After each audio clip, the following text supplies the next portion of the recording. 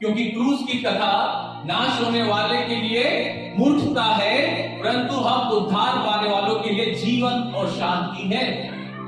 मूर्ख है वो लोग जो इस प्रेम को नहीं समझ पाते। जिसने इस प्रेम को समझ लिया उसने परमेश्वर को समझ लिया, उसने इस वचनों को समझ लिया और वो फिर करना भी शुरू कर देते। पर जो ढीठ ढकीले मूर्ख जो परमेश्वर के पास आते नहीं, अपने जीवन को संसार में लगाते हैं, वो नाश हो जाते हैं। कल जो वीडियो डाली थी परमेश्वर से मैंने एक बात सीखी।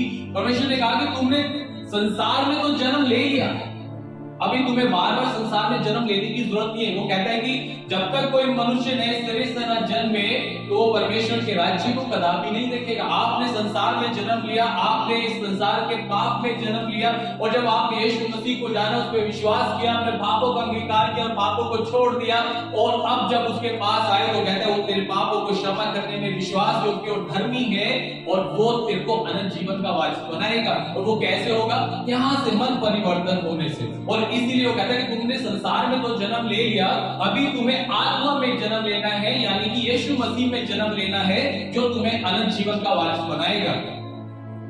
क्योंकि आत्मा के द्वारा हम अनंत जीवन की कटनी काटेंगे और शरीर के द्वारा विनाश की कटनी काटेंगे। समय के हिसाब से तो तुम्हें सियाना हो जाना चाहिए था, समय के हिसाब से तो तुम्हें और आशीषित होना चाहिए था, समय के हिसाब से तो तुम्हें और फलवंत होना चाहिए था, समय के हिसाब से तो सब चीजें और तुम्हारे जीवन में अधिकारी से होनी चाहिए थी, पर तुम्हारे कामों के कारण वो रुक जाती, वो ठहर जाती, वो बढ़ नहीं पाती। परमेश्वर असीमित है, उसका ज्ञान असीमित है, वो दायरे में नहीं बंधा। कहते हैं कि उसकी लंबाई, चौड़ाई, ऊंचाई, गहराई को कोई नहीं नाप सकता, कोई नहीं माप सकता। वो परमेश्वर सर्वश्रेष्ठ परमेश्वर है। कहते हैं कि धन्य है वे लोग जो वचन को सुनते और उसको मानते हैं। धन्य है वे लोग जो वचन को सुन रहे हैं और मान रहे हैं और कह रहे हैं कि यस प्रभु मैं ऐसा करूंगा। धन्य है जो परमेश्वर के वचन को सुन के उसको मान रहे हैं। परमेश्वर की दृष्टि में वो ही है और वो ही फल पाएंगे। बाकी तो कहता है कि हे जो मुझसे हे प्रभु कहते रहते हैं, उनमें से कोई स्वर्ग के राज्य में नहीं जाएगा। कहते रहो प्रभु, कहते रहो प्रभु। हम प्रार्थना करते थे प्रभु, करते रहो, करते रहो। हम छठ जाते थे प्रभु, कर जाते हो, जाते हो। तूने हमारे जीवन में सगाई दी थी, तूने हमारे घर में आशीष दी थी, तूने हमारे लिए वो किया था, तूने सब किया था मैंने, पर तूने मेरी बातों को तो नहीं माना था। इसलिए कहते हैं कि वो स्वर्ग के राज्य में नहीं जाए। आशीष लेके नरक में चले जाए क्या फायदा? कहते हैं कि मनुष्य सारे जगत को प्राप्त करे और अपने प्राण की हानि उठा ले तो उसे क्या लाभ? हम इस संसार के लाभ के लिए रहते हैं, लाभ लाभ लाभ। और परमेश्वर कहता है मैं भी चाहता हूं, पर मुझ में रह के कर सब कुछ। याकूब 1 उसका 22 में क्या कहता है? परंतु वचन पर चलने वाले बनो। परंतु वचन को सुनने वाले नहीं, परंतु वचन पे चलने वाले बनो। और केवल सुनने वाले ही नहीं, और केवल सुनने वाले ही नहीं, जो अपने आप को धोखा देते हैं। किसको धोखा दे रहे हैं? जब परमेश्वर के वचन को सुन के मान नहीं गए तो वो लोग किसको धोखा दे रहे हैं? अपने आप को, खुद पैरों में कुल्हाड़ी मार रहे हैं, खुद गड्ढे में गिर रहे हैं और कहते हैं अरे परमेश्वर तूने ये कैसा कर दिया। जब कुछ प्रॉब्लम ज्यादा वो परमेश्वर ने किया, हम तो ये प्रार्थना में जाते थे, हम तो दसवां देते थे, हम तो प्रार्थना उपवास की कर रहे थे, हम तो बड़े बड़े पास्टरों से प्रार्थना, फिर क्यों हो रहा है? तुम्हारा जीवन नहीं बदल रहा।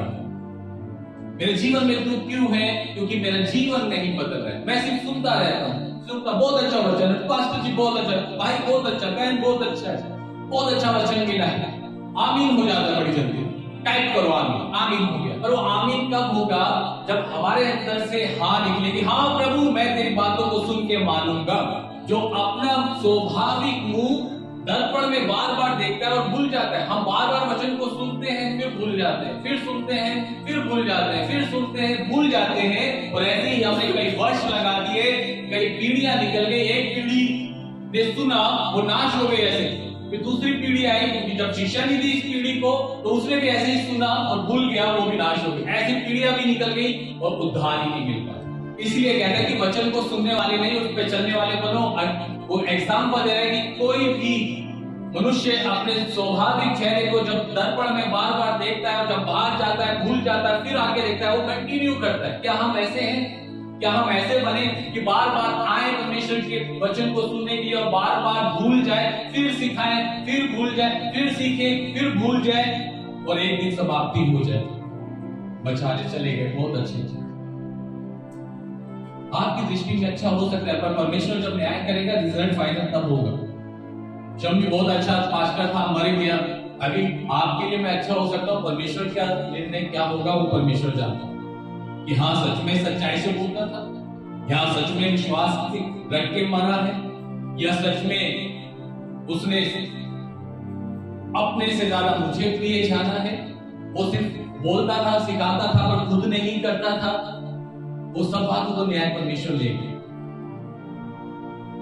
आपके कहने से मैं अच्छा और बुरा नहीं हो सकता। सिर्फ एक ही है जो न्याय करने का हक रखता है, वो है यीशु मसीह, क्योंकि उसने मेरे लिए, मेरे पत्नी के लिए, मेरे बेटे के लिए, मेरी बेटी के लिए जान दिया। मुझे उस फैमिली से ज्यादा अपने परमेश्वर से प्रेम है, उसके बाद सब है। क्योंकि जब हमारा प्रेम इससे होगा, परमेश्वर से होगा, तो बाकी सब प्रेम हमारे लिए सही होंगे और सही रिश्ते हमारे जीवन में बनते जाएंगे, बढ़ते जाएंगे, क्योंकि परमेश्वर ही है जो सब कुछ सही करता है। जो मैंने तुम्हें सिखाया और जो बातें आज तुम ग्रहण कर रहे हो, जितनी भी बातें तुमने मुझसे सीखी और उसको ग्रहण कर रहे हो, उसको क्या करो तुम? उसका पालन करो, यानी कि उसको मानो, और तब तुम्हारे जीवन में क्या होगा? वो शांति का जो परमेश्वर है तुम्हारे साथ रहेगा। शांति का परमेश्वर, शांति का परमेश्वर जब हमारे साथ रहेगा, जब हम सुन के उन बातों को मान रहे हैं। फिर वो एक वचन में लिखा है कि तुम्हारा ये कहना गलत नहीं होगा कि सेनाओं का यहोवा परमेश्वर हमारे संग संग है, हमारे साथ साथ है। कब? जब हम उसकी बातों को सुन रहे हैं, जब हम उसकी बातों को मान रहे हैं, तब हमारे जीवन में ये कहना गलत नहीं होगा कि सेनाओं का यहोवा परमेश्वर हमारे संग है, हमारे साथ यीशु मसीह रहता है, हमारे जीवन में विश्वास है, हमारे जीवन में सब काम हो रहे हैं, वो सब होने लगेगा। और कब? जब हम सुन के मानेंगे। और वो कहते हैं कि वो शांति का परमेश्वर तब तुम्हारे साथ होगा। कब? जब आप उसकी सुन के मानेंगे। जब हम परमेश्वर की बातों को सुनेंगे नहीं, मानेंगे नहीं, वैसा करेंगे नहीं, तो वो शांति का परमेश्वर हमारे जीवन में कैसे रहे?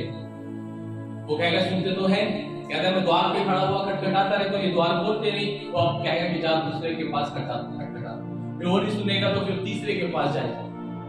और जब यीशु मसीह को, जब वो इस संसार में था, जब लोग उसकी सुनते नहीं थे, पहाड़ों से गिराते थे, धक्का देते थे, मारने के लिए आते थे, तो यीशु मसीह क्या करता था? कभी दूसरे गांव में भाग जाता था, कभी दूसरे गांव में भाग जाता था, पर अपने काम को करता रहता था, बुलाने के लिए आ जाओ, मैं तुमसे प्रेम करता हूं, मेरी सुनो। बातें सुन के उसको मानता नहीं, उसमें नहीं चलता, तो आज बहुत दिमाग से ना इसको बैठा लीजिएगा इन वचनों को, और इससे अब अपनी एक नई लाइफ शुरू कर दीजिए। जब इसको पकड़ के अपनी लाइफ शुरू कर देंगे ना, तो वही वचन आपके और मेरे जीवन में पूरा होगा कि आंधियां आई, मेह बरसा, टक्करें लगी, सब कुछ हुआ, नुकसान होने के लिए, पर कुछ भी नहीं बिगाड़ सका, क्योंकि परमेश्वर ने अपने हाथों में संभाला था। चट्टान पे वो घर बना हुआ था। और जो बातें सुन के मानता नहीं, वो क्या कहता है? निर्बुद्धि मनुष्य की नहीं, वो निर्बुद्धि है। अगर आप, ये मैं नहीं कह रहा, आप अपने आप को जांच लीजिए कि आप सिर्फ सुनने वाले ही हैं क्या परमेश्वर? अगर आप सुनने ही वाले हैं तो परमेश्वर बहुत अच्छी बात बोल रहे हैं। कौन है वो? बुद्धिमान? निर्बुद्धि। निर्बुद्धि। अभी आप BA, MA, ये वो डिग्रियां और कुछ कर लिया आपने, बहुत बिल्डिंगें अपने लिए तैयार कर ली, बहुत गाड़ियां आपके बाहर गाड़ियां लगी, नौकरी चाकरों की लैंड है, सब चीजें, आपका बैंक बैलेंस कभी खत्म नहीं होता, पर आपने यीशु मसीह को अपने जीवन में नहीं रखा, तो कह रहे आप निर्बुद्धि है। आपने बहुत बुद्धिमानी से संसार में बढ़ तो गए, पर संसार में ही नाश होने के, पर आपके पास सब कुछ की कमी हो सकती है, परमेश्वर आपके जीवन में पूरा है, पूरे मार्क्स हैं उसके। आपसे कोई बुद्धिमान नहीं है, आपसे कोई धनवान नहीं है, आपसे कोई आशीषित नहीं है, आपसे ज्यादा कोई भाग्यशाली नहीं है। या हम कह सकते हैं कि प्रभु मैं तेरे लिए उन चीजों को छोड़ रहा हूं जो मुझे तेरे में बढ़ने से रोक रही है, जो मुझे तेरे पास नहीं आने देती, जो मुझे तुझसे प्रेम करने नहीं देती। मुझे संसार में बहुत अच्छा लगता है पर मैं थोड़े समय के लिए है, वो थोड़े समय के लिए। पर एक समय कहता है कि एक दिन ऐसा आएगा जब तू अपनी शैया पर हाय मार रहा होगा और तेरी कोई सुनने वाला नहीं होगा। फिर कहने वाले होंगे प्रार्थना कर दो हमारी मम्मी के लिए, हमारे पापा के लिए, उसके लिए मर जाए, बहुत तकलीफ उठा रहे। कहते हैं बहुत प्रेम करते हैं पर उस समय वो प्रेम भी ठंडा हो जाता है। फिर कहते हैं अरे हम अपने काम को ध्यान दें या इनकी देखभाल कर। अगर काम पे नहीं जाएंगे तो हम उनके लिए क्या कर पाएंगे, अपने बच्चों को कैसे। फिर उस समय ऐसा आ जाए, हम सोचते हैं ना कि हमारे साथ ऐसा नहीं होगा। समय परमेश्वर के हाथ में, समय परमेश्वर के हाथ में, सृष्टि ये स्वर्ग परमेश्वर के हाथ। इसलिए वो कहते हैं कि वो निर्बुद्धि मनुष्य है जो परमेश्वर से अलग होकर अपने जीवन को जीता है। उस जीवन को जिसने दिया है, उस परमेश्वर को जिसने हमारा छुटकारा दिया, कहता है ये तुम्हारा छुटकारा सोने चांदी से नहीं है, रुपयों से नहीं है, ये मेरे इकलौते पुत्र यीशु मसीह का लहू है जिसने अपने हर एक तथ्य को तुम्हारे लिए भार दिया। और जो मेरे बेटे के लहू पे विश्वास नहीं करेगा उसको अपने पैरों से रो देगा, बहुत मार खाएगा, बहुत दंड उठाएगा। आज ले लो जितना मजा लेना। कहता मूर्ख है जो परमेश्वर को छोड़ के अपने जीवन को उस साधारण या उस नाश होने वाले जीवन में जाता है और कहता है कि मुझे बहुत मजा आ रहा है, तो बहुत कुछ है, बहुत आने, हमारे पास बहुत अच्छा खाना है, हमारे पास बहुत पैसे हैं, हमारे पास बहुत अच्छी घूमने की जगह है, हमारे पास बहुत सब चीजें हैं। कहता है मूर्ख है तू, नाश हो जाएगा।